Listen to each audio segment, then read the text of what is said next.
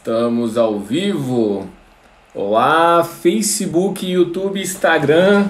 Estamos ao vivo para mais uma live da Jornada do Professor Inesquecível. Vamos entrando, vamos começando pontualmente às 6 da tarde, de segunda a sexta-feira. A gente vai ter uma sequência aí de lives. Vamos ter algumas semanas onde eu vou estar conversando com vocês. Beleza? Qual é o nosso propósito aqui, né? Qual é a ideia? Então, aqui nas lives da Jornada do Professor Inesquecível, eu vou te ajudar a criar, a despertar a paixão por aprender nos seus alunos, quando você criando aulas mais interessantes do que o próprio recreio. Então, por ser aí uma super promessa, né, por ser uma promessa difícil de acreditar, a gente vai passar por uma jornada muito longa, onde eu vou te explicar nuances, vou te explicar atalhos e obstáculos para você conseguir ser bem-sucedido nessa jornada, beleza? Então é por isso que a gente está aqui ao vivo. E cada dia a gente tem um tema diferente, né? Vou trazer atalhos e vou falar dos obstáculos para que você consiga, né, chegar aí nessa jornada, conseguir terminá-la da forma mais rápida possível, da forma mais ótima, né, de uma forma otimizada, tá bom? E hoje eu vou falar sobre um dos grandes atalhos, né, que é usar projetos para criar aulas mais interessantes do que o próprio recreio. Cada vez mais, né, as pessoas vêm falando pra gente, ensino baseados em projetos e tudo mais, e realmente vamos entender por que esse tal de projeto ajuda, como é que ele ajuda, como fazer do jeito certo, como fazer do jeito não tão certo assim, tá bom? Então, de onde vem essa história de projeto? Eu fiquei até pesquisando, né, realmente a origem do nome projeto, porque muitas vezes ele tá até, meio fácil, até palpável pra gente entender esse contexto. Mas é engraçado que quando a gente vai pesquisar o significado da palavra projeto, a gente vê que as coisas não estão tão claras assim. Então, a palavra projeto, ela vem lá do latim, né, na palavra chamada projectum, ok? E basicamente o significado dessa palavra no latim significa algo alcançado à frente, né? Então é algo que está sendo pensado para frente. E aí quando você vai para o dicionário ver o significado de projeto, você vai ter basicamente dois grandes significados. O primeiro, ele fala sobre o desejo ou a intenção de você fazer algo no futuro. Então é como se eu falasse assim, eu tenho um projeto de aposentadoria, esse é meu projeto de vida. Então assim, a aposentadoria, ela não aconteceu ainda, você está planejando, você tem uma intenção de fazer isso acontecer. A mesma coisa lá o projeto de vida, né? Eu tenho um projeto de vida, ainda está acontecendo, ainda está em construção, relaciona mais a desejo e intenção do que realmente execução. E aí um outro significado que nós vamos encontrar também no dicionário está relacionado a uma descrição escrita e detalhada de um empreendimento a ser realizado. Então é o que a gente encontra, por exemplo, um projeto de lei. Um projeto de lei não é a lei, é a descrição detalhada sobre o que eu quero que signifique esse projeto e tudo mais, tá bom?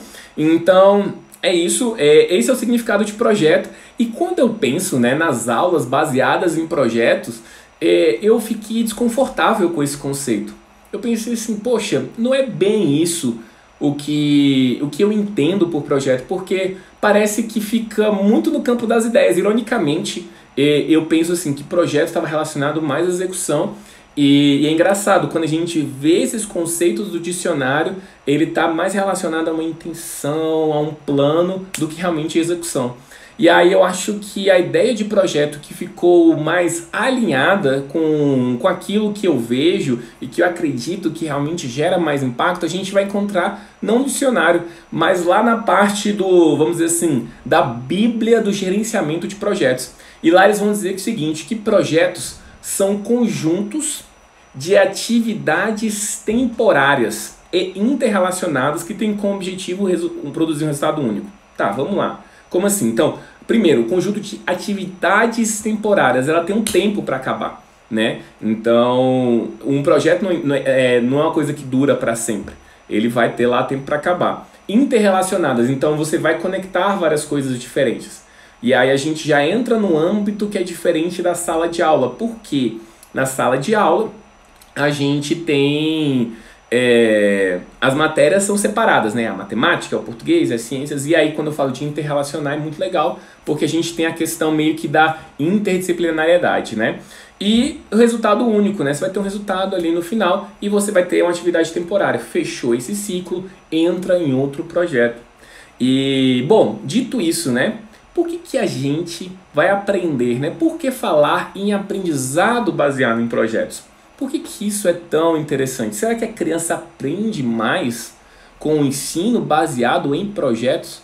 Né? Baseado em quê que a gente pode falar isso? Né? E quando a gente pensa sobre isso, né? Sobre, tá bom, projetos funcionam ou não funcionam, porque eu podia especular, falar, funciona, e você falar que não funciona, nunca foi feito assim, a maior parte da educação não é feita baseada em projetos. Por que projeto seria tão interessante? E aí a gente vai ver lá nas bases, né, da forma como nós aprendemos. E o que acontece? A gente aprende, existe uma teoria que a gente aprende da seguinte forma. Na verdade, vamos lá. Existe um estudo chamado epistemologia. Olha só que nome difícil, epistemologia. Mas a epistemologia nada mais é do que o seguinte, é o estudo sobre como nós adquirimos conhecimento. E aí é interessante que antigamente a forma como as pessoas estudavam isso era feita de uma forma não científica, mas sim filosófica. Como assim? Como assim que as pessoas pensavam, como é que será que a gente aprende? Eu acho que eu aprendo assim. Eu acho que eu aprendo assado. E aí você ficava filosofando. Não tem nada de errado com a filosofia. A filosofia é maravilhosa. Só que é mais difícil de você fundamentar as coisas. A primeira pessoa que realmente começou vou estudar de fato como as pessoas aprendem, né, de uma forma científica, de pegar dados, comparar dados e entender esse processo, foi Jean Piaget. Então, Jean Piaget, lá na Suíça, né, muita gente que já trabalhou com licenciatura, trabalhou com pedagogia, já ouviu falar um monte no nome do Jean Piaget. E por que ele foi tão revolucionário assim? Porque o Jean Piaget, né, ele começou a entender, a estudar sobre a forma como a gente aprende, né, e basicamente o que ele vai vir, né, com uma teoria chamada construtivismo. A ideia do construtivismo é basicamente perceber que a gente aprende. Como é que o sujeito aprende? A partir da interação com o meio e também a partir das estruturas existentes. Tá, o que isso quer dizer na prática? Quer dizer o seguinte, que a gente acha, né, e é uma das coisas que a gente tem mais desafio de trabalhar na escola, quando a gente vê uma criança, a gente imagina assim, meu Deus, coitadinha, não sabe nada sobre o mundo, né? E nós, como adultos, nós nos sentimos na responsabilidade de trazer o conhecimento para essa criança que não sabe nada. Só que a verdade é que a criança, ela está a todo momento formulando teorias sobre o mundo. E é por isso que criança é fofinho, é por isso que criança é legal, é por isso, sabe por quê? Vou te dar um exemplo. Tem uma página no Instagram, não sei se vocês conhecem, chamada Frases de Criança. Cara, é muito bom, é sensacional. Hoje eu tava vendo uma frase muito boa de uma menininha lá, sei lá, Laura. E aí ela falava assim, pai, preciso resolver um problema urgente. Aí, pai, o que foi, minha filha? Pai, como é que faz pra gente sacar o dinheiro que tá na nossa mente, sacar o dinheiro da nossa mente, sacar o dinheiro que tá na nossa mente no banco? Então assim, você fala, nossa, Laura, se eu soubesse disso, eu já tinha ficado rico, né? E é muito engraçado, e esse perfil do Instagram, contei tudo errado, nem foi tão legal quanto a forma que eu li, mas tem várias essas sacadinhas, essas perguntinhas de criança, você fala, criança tem cada coisa, cada imaginação, mas o que acontece? As crianças, elas são naturalmente cientistas. As crianças, elas são naturalmente pesquisadoras. São naturais, é natural da cabeça. Ela está a todo momento tocando, cheirando e fazendo elucidações, né? A todo momento ela está fazendo isso, né? Então, o que acontece?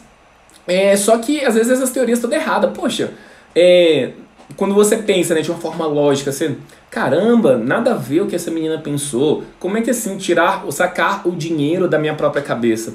Mas ela está tentando entender sobre o mundo. Ela percebe que existe uma caixa aleatória de banco e ela do banco e do nada sai dinheiro ali. Do nada sai dinheiro ali. Então ela pensa, poxa, se consegue sair dinheiro da caixa aleatória, por que não pode sair da minha cabeça? Enfim, né, tô aqui viajando no que Laura pode ter pensado. Mas o meu ponto é o seguinte, a todo momento essas crianças estão formulando teorias. E aí, a gente, por isso que as crianças, é isso que eu tô querendo dizer, elas não são vasos vazios. O que a gente tem que fazer? O que Piaget foi percebendo? Que ao invés de você tentar inserir um conhecimento nessa criança, você pega o que ela já tem e tenta moldar a partir do que ela já tem. Então, assim, se a gente fosse aqui alucinar na situação da Laurinha. Laurinha, por que você acha que a gente quer sacar dinheiro da nossa cabeça? Como é que você acha que o dinheiro vem? De onde o dinheiro vem? Como o Vitor tá falando aqui, cara, o Vitor tá falando aqui, né? O dinheiro realmente realmente hoje em dia é imaginário, né? É uma coisa da nossa cabeça. A gente colocou que o papel tem um valor, então também é imaginário. É muito, muito curioso isso. Cara, gente, eu só queria fazer um adendozinho muito bom, que eu tô vendo que o Vitor tá aqui, e, cara, é muito bom ele estar aqui. O que acontece? Às vezes, tem um tempo já que eu trabalho com videoaulas, com gravações, e a gente sempre pensa assim, às vezes tem pessoas que falam assim, poxa, Luan, você consegue desenrolar bem em frente à câmera e tal, mas nem sempre foi assim. O Vitor, ele é ator, né, cantor e tudo mais, e eu lembro lá no começo, na minha startup, quando a gente fazia umas aulas horríveis de videoaulas, a gente foi treinado pelo Vitor, o Vitor deu uns treinamentos pra gente e tal, então foi muito massa de destravar, cara, foi uma das épocas mais divertidas de gravação, então Vitor, grande abraço, tá? Muita honra ter você aqui, e continuamos em frente aqui nas gravações, mas enfim, só um parênteses aí, porque eu precisava ter falado isso. Então o que acontece? As crianças, você vai formulando teorias, você não tenta inserir, você pega as teorias das crianças e vai construindo. Então, é como se fosse, existe uma arte marcial, não sei se vocês já ouviram falar, chamada Aikido.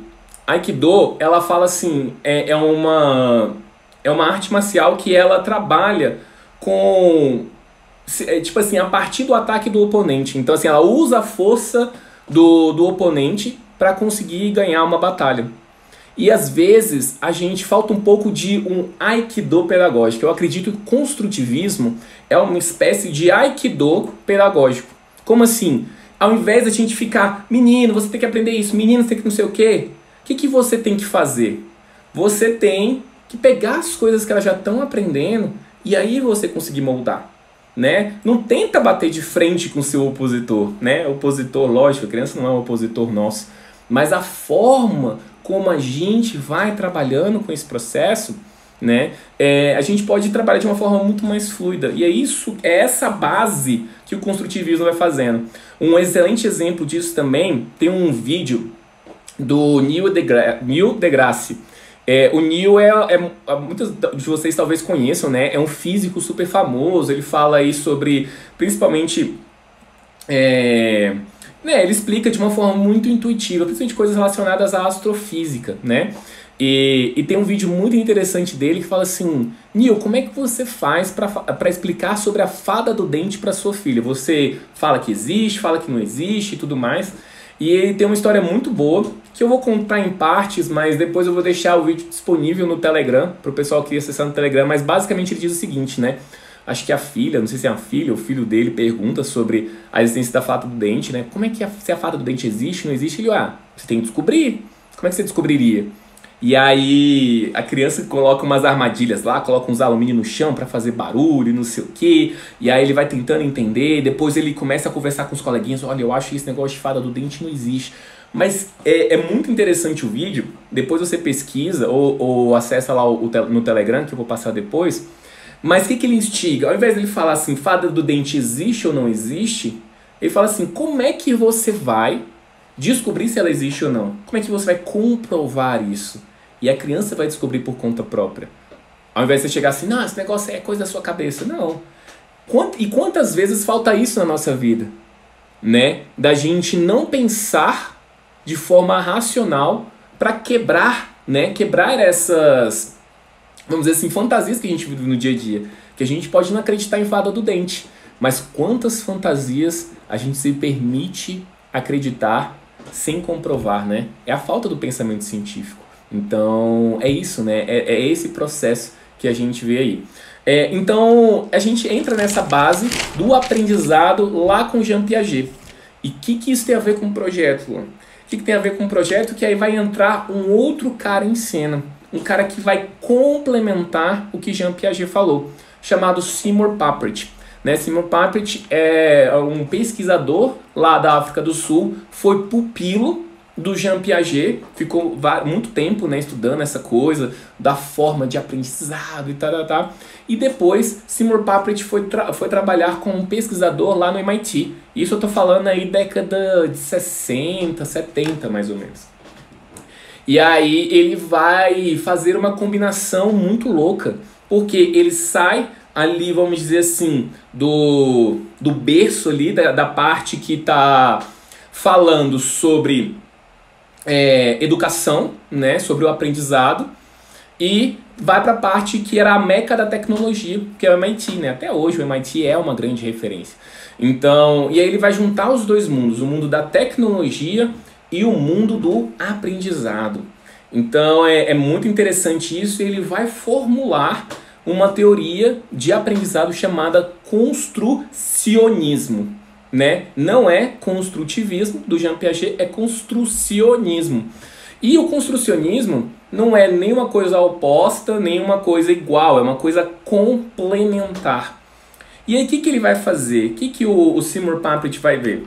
Ele vai perceber o seguinte, ele está ali com os primeiros computadores, ele tem acesso ali aos primeiros computadores, e ele vai percebendo que... E o que é o computador nos anos 60, gente? É muito importante a gente alertar isso. O que é o computador nos anos 60? Não é esse notebook ou seu smartphone, não. São aqueles mainframes, sabe? Gigante, custava centenas de milhares de dólares. Quem tinha acesso àquilo era faculdade grande, era governo e grande empresa.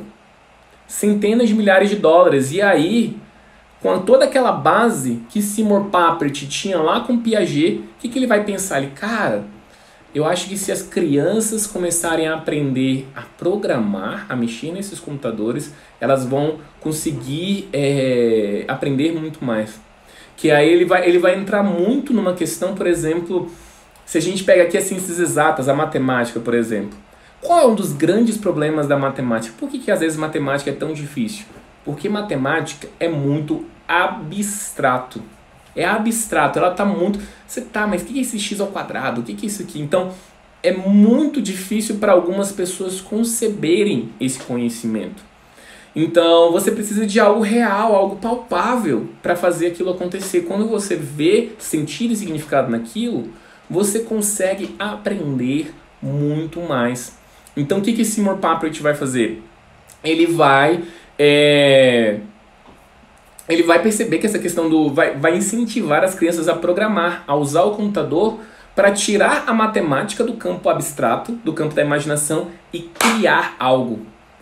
E criar algo. Então a programação, ela traz muito para o concreto, né, a questão da matemática, por exemplo, que fica muito no imaginário, que fica muito pouco aplicável. Aquilo que eu falei ontem, né, quantas coisas que a gente aprende e a gente fica perguntando, né, para que isso vai servir na minha vida? E aí, esse para que isso vai servir na minha vida, por isso que muitas vezes a escola é chata, a gente tem muita dificuldade de conectar. Então, ele vai vir nisso. Mas não é só a questão da programação que o Seymour Papert vai falar, não é só sobre isso que o construcionismo fala. Ele fala sobre a construção de qualquer coisa. Basicamente, o construcionismo diz o seguinte, que o conhecimento é melhor adquirido através da construção de alguma coisa. Construção de alguma coisa. Pode ser, sei lá, um robô, pode ser uma poesia, pode ser uma teoria do universo, pode ser um castelo de areia. Como é que eu sei que isso que aquilo é uma construção de alguma coisa? É algo que é compartilhável. A aula é aquilo que você pode entregar para outra pessoa. Aí o Vitor tá falando aí, a escola é chata porque não tem aula de teatro. O teatro também pode ser um projeto, né? Uma forma de você compartilhar os seus sentimentos, as coisas com as outras pessoas. Cara, eu sou super fã da parte do teatro, acho que é essencial. Não só para quem vai virar ator, mas para quem precisa se comunicar e tudo mais, acho essencial. E aí esse é algo compartilhável. O que acontece na estrutura do construcionismo? Toda vez nós construímos a todo momento duas coisas. A gente constrói ideias e constrói coisas. Eu tenho a ideia de construir um castelo de areia, então eu tenho uma ideia. E aí eu começo a construir de fato. Eu construo lá, beleza. A partir do momento que eu começo a construir aquilo, eu vou construir novas ideias. Eu tive uma nova forma de fazer aquele castelo de areia. E aí você vai fazer isso. E aí quando você constrói uma ideia, você vai construindo coisas e você fica nesse ciclo. Quanto mais você constrói coisas, mais você pode construir ideias. E quanto mais ideias são construídas, mais coisas você pode construir. É basicamente esse ciclo em que se fundamenta o construcionismo, né? Tá, então esse é o fundamento teórico, né? Hoje acabou que a gente trouxe muito dessa base para falar assim, cara, de onde vem isso? Vem dessa parte daí. E assim, o que é importante você... Como é que eu trago isso para minha prática? Como é que eu trago isso para a sala de aula? Primeira coisa que um projeto tem que ter é que você precisa ter um entregável. Algo que você possa compartilhar com as outras pessoas. Então, o que acontece? Vou dar um exemplo. Alguns aqui que estavam me acompanhando sabem que eu tava ajudando numa co-mentoria. A gente tinha mentorados que ficaram 8 semanas com a gente e eles tinham ideias sobre educação criativa. Eles tinham lá uma ideia e tal. E a gente, qual era a ideia dessa mentoria? Toda semana eles tinham lá que colocar quais eram as metas deles e tal, e ao final de 8 semanas a gente tinha que ter algo mais ou menos pronto para eles seguirem com seus projetos, para que o projeto estivesse melhor do que quando entrou, né? E a gente viu que era legal, a gente reunia, dava ideia para eles e era muito bacana e tal. Só que existe um ponto de virada. Eu percebi não, acho que todo mundo percebeu que estava participando, tanto os mentores, né, quanto os mentorados. A gente chegou no momento ali na metade, a gente falou, cara, a gente precisa dar uma arrochada nesse pessoal. Como é que a gente vai instigar esse processo de criação dos projetos deles? A gente falou o seguinte, a gente criou o Co-Criar Day. Então a nossa mentoria se chama Co-Criar, a gente criou o Co-Criar Day. E era o quê?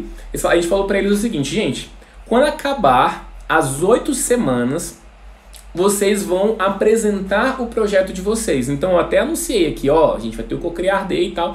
E aí quem falou comigo, mandei o link, teve uma videoconferência onde eles tinham 5 minutos para apresentar o projeto deles. E no caso também eles tinham que pedir alguma coisa. Então assim, vamos supor, tinha lá a Josiana que ela trabalhava como trabalhar de uma forma melhor, né, os trabalhos em creches com crianças de 0 a 6 anos. E aí ela fundamentava o que estava certo, o que estava errado na educação infantil. Eu disse, não, beleza, muito legal. Mas e daí? Né? O que eu vou fazer com isso? Aí ela, no final ela pedia, eu quero divulgar mais meu trabalho, então se você puder me adicionar no Instagram ou chamar pessoas para colaborar em lives. Então ela pedia alguma coisa no final, né? Então era isso. E a gente percebeu o quanto eles ralavam na semana antes de apresentar o projeto, né? Foi uma loucura, assim. A gente via a própria Josiana mesmo, ela ficava compartilhando várias informações, assim. Ela, cara, como é que eu vou sintetizar todo o trabalho da minha vida em 5 minutos? E isso foi muito importante para ela ter maior clareza sobre o projeto. E se a gente falasse assim, você vai apresentar pra gente, ela teve um empenho ok, mas quando ela sabia que ia apresentar para outras pessoas, isso mudou completamente o engajamento. E por que eu estou compartilhando isso? O grande ponto de virada da nossa mentoria foi ter um entregável. Foi ter um momento em que eles tinham que entregar o projeto. Como é que isso pode funcionar na sua aula? Você pode fazer uma data, por exemplo, onde os seus alunos vão ter que apresentar o trabalho para o restante da turma, ou até mesmo para a escola. Um momento, tipo uma feira de ciências mesmo, onde vem o pai, vem a mãe, vem não sei quem. Então, isso traz uma pressão diferente, né? E uma pressão gostosa, né? Ela vai se empenhar. Mesmo que você fale que não tenha nota, por exemplo, né? A gente acha que a única forma de avaliar é com nota. E não, que essa é a única forma de fazer o aluno se empenhar. Agora, quando você dispõe o aluno que ele vai precisar apresentar o projeto para outras pessoas, que ele vai ter que ser claro, que ele vai ter que convencer as outras pessoas da ideia dele, ele tem que repetir aquela explicação, essa é uma excelente forma de avaliação, né? É uma excelente forma dele colocar na prática. Então, um projeto está sempre alinhado a uma coisa entregável, tá? No próprio curso online também, né? Uma coisa, se a pessoa vê lá as minhas aulas de Arduino, minhas aulas de robótica, a pessoa, que legal, robótica, nossa, quando o Luan faz é super fácil, tem uns bloquinhos. E aí quando eles vão colocar na prática, né, alguns não conseguem passar pro Arduino, outros só ficam no Tinkercad, né, no simulador e tudo mais. Então a galera dá uma patinada às vezes. E o fato de ter uma data limite para entregar, fala assim, ó, se você não entregar o projeto em 2 semanas, você não vai ganhar um certificado. E eu sou bem flexível até, mas eu tenho que ter essa data, eu tenho que ter uma data limite, né? Se eu não tiver essa data limite, as pessoas não entregam. Então são pequenas coisas que você pode fazer. E aí a gente vai vendo esse processo, né? E essa história pode ficar muito grande, né? Essa coisa do projeto, a gente tem que... Ele realmente é muito poderoso, ele pode trazer muito engajamento para os alunos. Eu estava, essa semana, esse sábado, eu não pude acompanhar, mas teve aconteceu uma coisa super legal. Tem um professor chamado Professor Felipe. Eu já até comentei sobre a história dele, ele faz um trabalho maravilhoso em Mossoró, no Rio Grande do Norte. E basicamente o trabalho que ele faz é um trabalho de fomentar a Feira de Ciências no estado do Rio Grande do Norte, né? E é muito interessante porque esse sábado o professor Felipe estava no Caldeirão do Hulk, ele e uma aluna dele chamada Ekarine. E é muito interessante a história deles, tanto a história da Ekarine. A Ekarine é uma aluna dele. Hoje a Ekarine está na universidade, sei lá, deve estar no 3º, 4º semestre da faculdade, mas a história dela começa muito antes. Começa na escola, ela é uma aluna de escola pública, e aí, com esse incentivo, né, lá com não só o professor Felipe, né, mas com vários outros, com esse incentivo de trabalhar com feira de ciências, acabou que a Ekarine acabou se envolvendo com isso. Mas o que era essa feira de ciências, né? Porque basicamente, quando eu lembro das minhas feiras de ciências da época de escola, só lembro de umas coisas meio chatas, de umas coisas que, sei lá, não são muito encantadoras. E é muito interessante que, basicamente, o que eles vão fundamentando, né, os multiplicadores do projeto vão fundamentando com relação à feira de ciências, é falar assim, ó, você basicamente vai mapear um problema, vai ver um problema, vai tentar arranjar uma solução para esse problema e vai testar hipóteses e vai apresentar isso para as pessoas, né? Então era basicamente isso. E aí essa aluna, a Ekarine, por exemplo, ela tem uma história maravilhosa, né? Ela basicamente ela foi pensando em várias coisas. Um dos problemas que ela viu, o primeiro problema, tinha um cajueiro na casa da avó dela, e o cajueiro tinha folhas muito grandes que ficavam no quintal acumulando lixo, né? E aí, pô, como é que eu resolvo isso e tudo mais? E lógico, né? Encurtando muito a história, ela juntou com uma espécie de cola que a própria avó dela fazia, e triturou lá a folha e tudo mais, e ela criou uma espécie de, tipo, um vasilhame biodegradável com isso daí. Esse projeto, ela acabou ganhando o prêmio em Mossoró, e isso levou ela, inclusive, à Febrace, que é a feira nacional, a maior feira de ciências do Brasil. Não sei se foi com esse projeto ou não, mas ela foi fazendo vários outros projetos, e aí ela chegou a participar de feiras de ciências em Londres, e inclusive chegou a participar da Intel ISEF, que é a maior uma das maiores, se não a maior feira de ciências do mundo, e chegou a ganhar uma premiação, não com esse projeto, mas com outro projeto. E os dois, o professor e a aluna, eles estavam no Caldeirão do Hulk.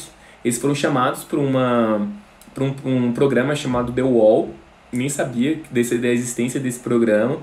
E é muito interessante que, basicamente, eles queriam... esses programas do Luciano Huck, em que ele faz umas atividades lá e as pessoas, se elas forem bem-sucedidas, vão ganhar grana com isso, né? E, basicamente, na jornada, o professor tinha que responder 6 perguntas. E ele gabaritou, ele respondeu as 6 perguntas. E os dois conseguiram faturar, sei lá, 200 e 30 mil reais, foi uma grana muito alta. E o grande objetivo dessa grana, o professor lá fala, que é desenvolver um catéter, que acho que foi a própria Karine, eu não sei quem, ou alguma outra pessoa de Mossoró, mas um catéter baseado em castanha de caju. Então, assim, e aí eu acho que ela queria patentear alguma coisa assim. E além disso, precisavam de dinheiros para continuar fomentando os projetos, outros projetos que tinham ali na região. Então, olha só que interessante. Uma coisa simples. Quando é que começou essa história, gente? Olha só, eu quero que a gente hackeie, né? Ou seja, a gente passe por dentro dessa jornada. Eles começaram, foi com uma simples proposta de um projeto, né? Como resolver problemas. E o problema que ela tinha era as folhas no quintal. E ela foi resolvendo esse problema, foi apresentando na feira científica, resolveu outro problema, foi na feira científica. E se não fossem essas feiras, talvez ela, sei lá, não tivesse nem saído de Mossoró. Não tivesse ido para vários lugares do mundo. E não tivesse ajudando a impactar outros trabalhos, né? Hoje ela trabalha acho que Movimento Ciências para Todos, alguma coisa assim, o nome do projeto deles. E aí, onde esses alunos que já foram impactados pela feira se tornam voluntários. Então, assim, foi bem emocionante. Eu consegui ver o vídeo só hoje, apesar de ter passado no sábado. E foi muito emocionante, assim, por ser pessoas que eu vi um pouquinho da trajetória, né? E por ver o poder da educação. Mas não é qualquer educação, gente. Eu vejo muito que as pessoas falam, a educação transforma, a educação é boa. Mas não basta você colocar o menino na sala de aula e decorar todos os livros. Essa educação, me desculpa, eu acho que ela não transforma. Não é essa educação que transforma. Não é essa educação que muda vidas. Não é. A educação que muda vidas é a educação que vai preparando para a vida real. Em que você gera conexão. Onde você constrói coisas. O construir traz significado. Lógico que você não precisa de uma ideia mirabolante para levar o seu aluno lá para o exterior, como aconteceu com a Karine. Não é todo mundo que lá do Rio Grande do Norte está tendo isso. Tem pessoas com resultados muito bons, mas não é todo mundo. Mas não é isso que eu estou falando. Eu estou falando de aulas que tenham mais significado. E os projetos trazem mais significado.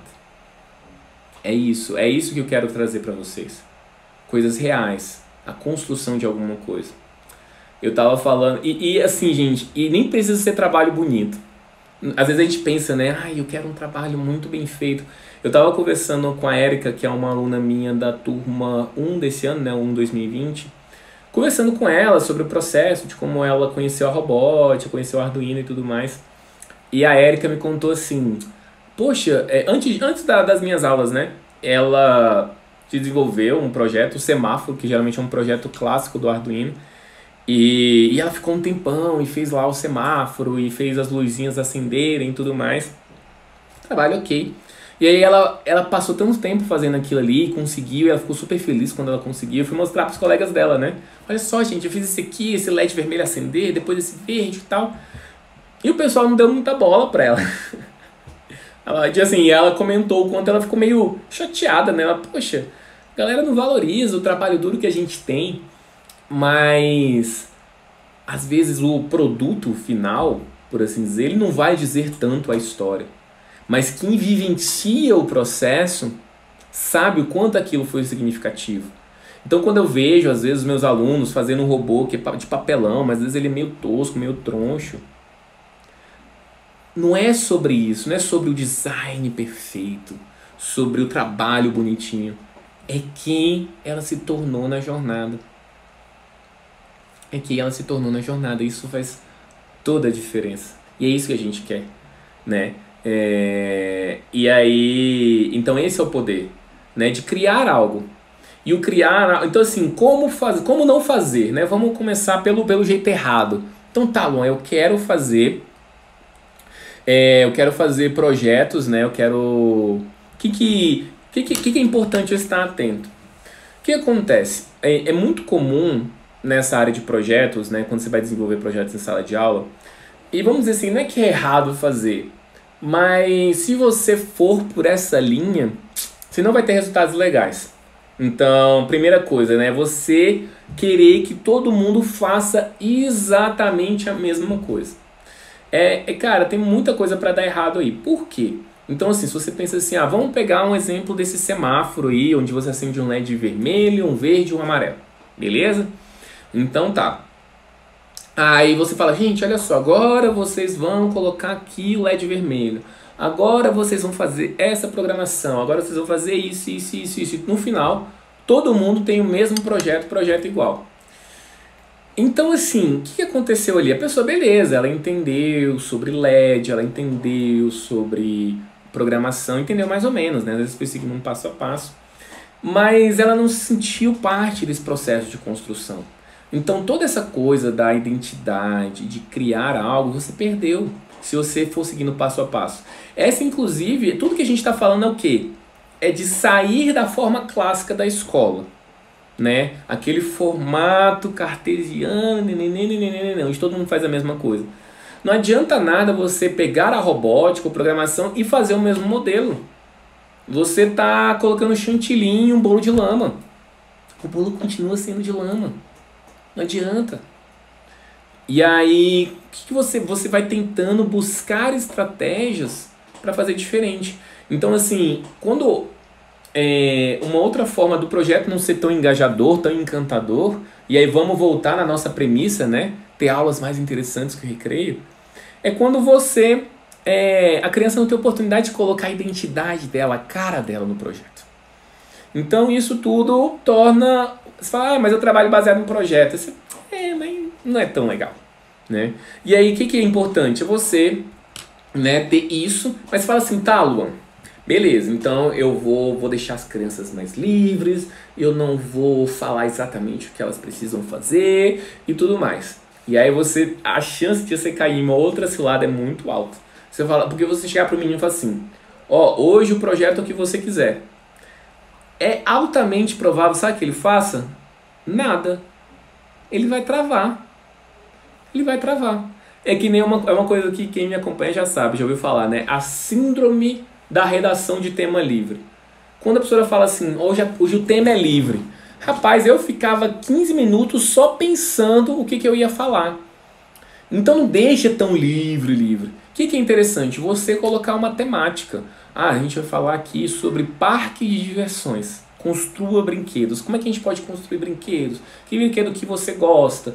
E como é que você acha que ele funciona? E aí, depois disso, você pode incentivar a fazer isso. E aí, nessa história, aí um pode fazer um carrinho, outro pode fazer um boneco, outro pode fazer não sei o quê. Mas você já fechou um espectro. Você fechou uma temática. Uma coisa que eu faço muito nos meus cursos online. Eu falo assim, hoje eu vou ensinar sobre LED e buzzer. Vou ensinar sobre LED e buzzer. E aí você pode fazer um projeto. Você pode entregar o mínimo desse projeto, que é só fazer esse LED piscar e esse buzzer tocar. Você pode entregar só isso, não tem problema. Mas eu te desafio a você fazer um projeto criativo. Você pode juntar sucata e criar outros projetos com isso. E aí o que eu faço depois disso? Eu pego projetos que outros colegas das outras turmas fizeram. Olha só, essa professora aqui pegou uma garrafa de shampoo e fez um semáforo. Essa outra aqui pegou uma árvore de Natal e fez um pisca-pisca aqui. Outro pegou aqui essa coisa aqui e fez um carrinho de policial. Então a pessoa, caramba, carrinho de policial é legal, mas não vou fazer um carrinho de policial, vou fazer um carro de bombeiro. Então a pessoa ela pegou aquela ideia, mas ela criou uma outra estrutura. Entendeu? Então assim, você não deixa a pessoa do zero, né? Você não deixa nu ali. Você dá um direcionamento, você dá uma proposta. Então, esse direcionamento no projeto é muito importante e faz toda a diferença. Então, assim, você não deixou ultra livre, mas você também... Mas a pessoa tem a oportunidade de colocar a identidade dela. E aí isso é muito legal, né? Então, assim, todos os trabalhos lá no curso, todos têm que acender LED e fazer o buzzer. Mas você viu que tem tantas possibilidades para você fazer esse tipo de estrutura? Né? Teve uma outra que foi a Júlia Alvarenga, que fez uma flauta. Tem até no meu Insta. Ela pegou, sei lá, um pedaço, não sei se era papelão, colocou uns LEDs, ela fingia que tava tocando uma flautinha. Muito massa. Muito massa. Então, assim, é nessa estrutura. Ela tá falando aqui, ó, exatamente, mano. Hoje tudo é imediato e instantâneo, tão imediato e instantâneo, que as pessoas esquecem que o criar tem processos e leva tempo. Planejamento flexível é fundamental nesses direcionamentos. Ellen falou tudo, né? Essa flexibilidade e entender que o processo, entender sobre o processo, né? Então, isso ajuda em tudo na vida, né? Até nós não sermos tão imediatistas, né? E por consequência não ter crianças tão imediatistas. Bom, pessoal, eu acho que é isso. Se alguém tem algum comentário, alguma dúvida, pode ir mandando aí. Como vocês já sabem, né, a gente tem algumas tradições aqui. Primeira tradição é comentar, né, onde está a frase. Então tem a frase lá, por que usar projetos, né, pode tornar suas aulas mais interessantes do que o recreio, né? Então diga lá qual foi o seu maior aprendizado, diga o que você aprendeu, o que você está levando dessa live, né? Para mim é muito importante. E outro fator importante, para quem não estava no começo da live, eu vou reforçar aqui. As lives não ficarão salvas. As lives não ficarão salvas. E aí na outra semana eu vou disponibilizar 2 das lives. Como é que eu vou escolher 2 das lives? Vai ser a live que tiver mais comentários dos outros, menos a minha, que às vezes eu respondo as pessoas, não vou contar as minhas respostas. Mas no Instagram, eu vou estar usando o critério do Instagram, onde tiver a frase lá, que tiver mais comentários na da frase, eu vou disponibilizar para as outras pessoas. E as outras, infelizmente, eu não vou disponibilizar. Por que eu faço isso? Para você vir na live. Para você vir na live. Para você aproveitar isso aqui.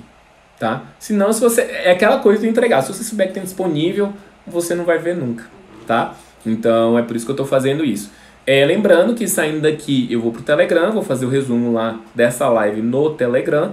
Se você não entrou lá no nosso grupo do Telegram, é só ir no Instagram. Para quem está no Instagram já é mais fácil. Mas se você não está no Instagram, é só ir lá no Instagram, lá na bio. Clica lá que tem o convite lá para a entrada do grupo do Telegram. Beleza, gente? Então é isso. Espero que vocês tenham gostado do nosso bate-papo de hoje.